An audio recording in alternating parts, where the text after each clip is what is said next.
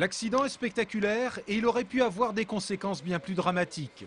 Ce matin, vers 8h40 à Saint-Martin-d'Arcé, sur la départementale 817 entre Baugé et Le Lude, un chauffeur de car transportant une vingtaine d'enfants a perdu le contrôle de son véhicule.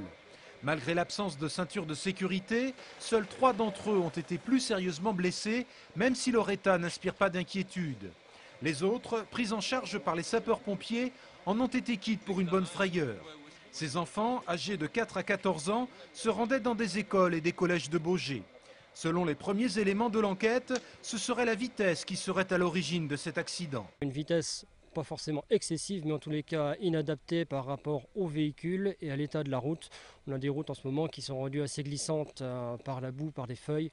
Bon, ce car manifestement, pour se coucher de cette façon-là, arrivait trop vite. Les glissières de sécurité sur lesquelles le car s'est couché lui ont permis véritablement de s'arrêter et de rester sur la route plutôt que de glisser à droite ou à gauche de l'axe, sachant qu'il y a un dénivelé de quelques mètres. Si le car était parti en tonneau, sachant qu'il n'est pas équipé de ceinture, pour les enfants, les conséquences auraient pu être vraiment dramatiques. Quelques minutes après l'accident, les enfants ont été accueillis par un couple de retraités qui habitent à proximité.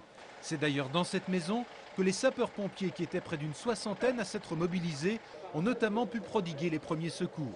Les enfants étaient accueillis dans une maison par des particuliers, donc un couple de propriétaires anciens qui les a accueillis très gentiment pour les tenir au chaud et leur proposer quelques morceaux de brioche pour que tout le monde reprenne son souffle parce que tout le monde a eu très peur.